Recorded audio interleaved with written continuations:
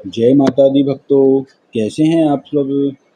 आइए आज हम दुर्गा सप्तशती के 13वें अध्याय का पाठ करते हैं। भक्तों, 13वें अध्याय में माता सुरथ और वैश्य को वरदान देती हैं। आइए ध्यान करते हैं।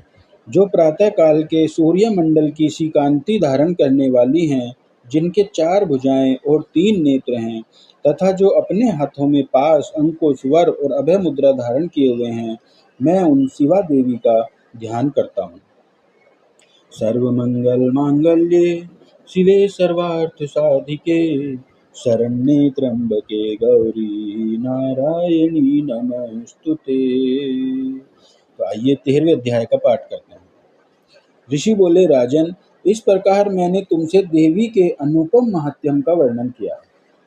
जो इस जगत को धारण करती हैं, उन देवी का ऐसा ही प्रभाव है। वे ही विद्या उत्पन्न करती हैं।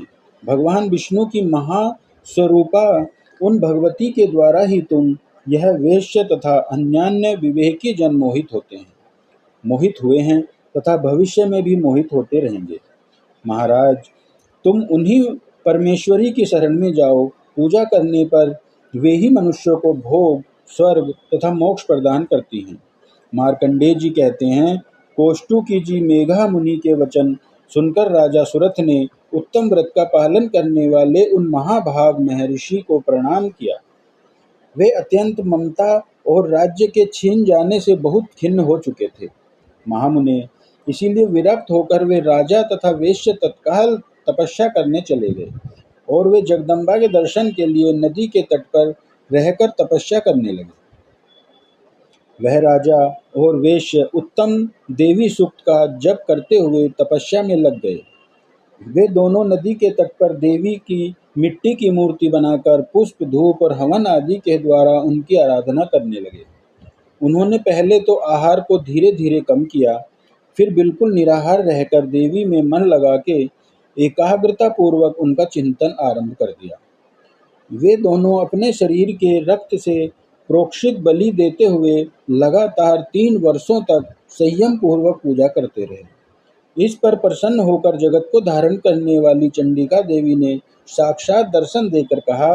देवी बोली, हे राजन तथा अपने कुल को आनंदित करने वाले वेश्य, तुम लोग किस वस्तु की कामना रखते हो? वह मुझसे मांगो, मैं संतुष्ट हूँ, अतः तुम्हें वह सब कुछ दूंगी। मार्कंडेय जी कहते हैं, तब राजा ने दूसरे जन्म में नष्ट न होने वाली राज्य मांगा तथा इस जन्म में भी शत्रुओं की सेना को बलपूर्वक नष्ट करके पुनः अपना राज्य प्राप्त कर लेने का वरदान मांगा।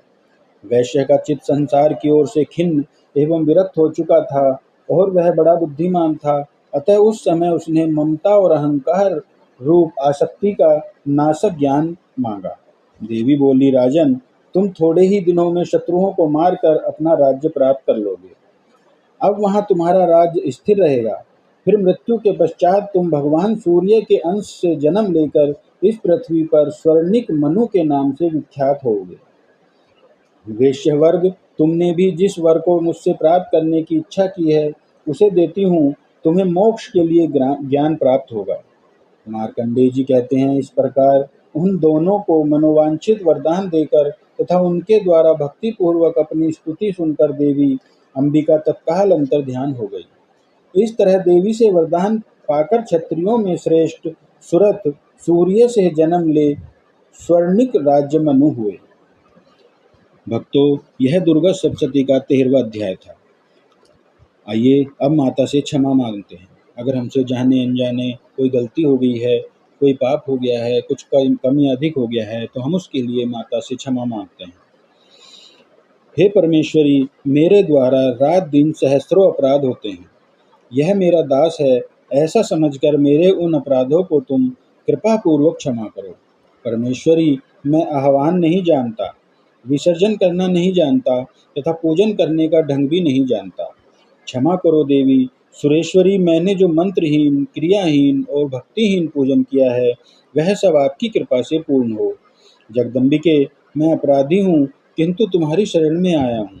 इस समय दया का पात्र हूँ, जैसा चाहे वैसा करो। देवी परमेश्वरी, अज्ञान से, भूल से अथवा बुद्धि भ्रांत होने के कारण मैंने जो न्यूनता या अधिकता कर दी हो वह सब क्षमा करो और प्रसन्न हो। सच्चिदानंद स्वरूपा परमेश्वरी, जगत माता कामेश्वरी, तुम प्रेम पूर्वक मेरी यह पूजा स्वीकार करो और मुझ पर प्रसन्न हो। जय माता दी। जय श्री लक्ष्मी नारायण। जयंती मंगला काली, भद्रकाली कपालिनी, दुर्गा क्षमा शिवा धात्री, स्वाहा स्वधा नमोस्तुते। सर्वाबाधा विनिर्मुक्तो धन धान्य सुतान्वितः, मनुष्यो मत्प्रसादेन भविष्यति न संशयः। सर्वाबाधा विनिर्मुक्तो धन धान्य सुतान्वितः, मनुष्यो मत्प्रसादेन भविष्यति न संशयः। प्रिय भक्तों, यह था दुर्गा सप्तशती का 13वां अध्याय। आपको कैसा लगा कमेंट बॉक्स में बताइए और जय श्री लक्ष्मी नारायण, जय माता दी लिखकर हमारा प्रोत्साहन कीजिए।